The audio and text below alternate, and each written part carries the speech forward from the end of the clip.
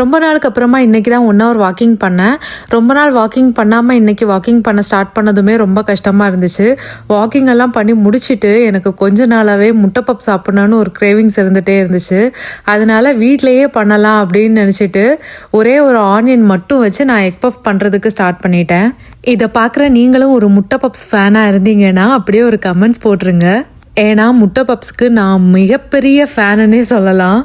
நான் சாப்பிட்டு முடிக்கவும் டேனி ஆஃபீஸ்லேருந்து வந்துட்டாங்க.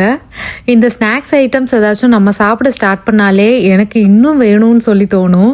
டேனி கிட்ட பனானா சிப்ஸ் சாப்பிடணும் போல இருக்குது அப்படின்னு சொன்னேன். சரி வா நம்ம கடைக்கு போயிட்டு வரலாம் அப்படின்னு சொன்னாங்க.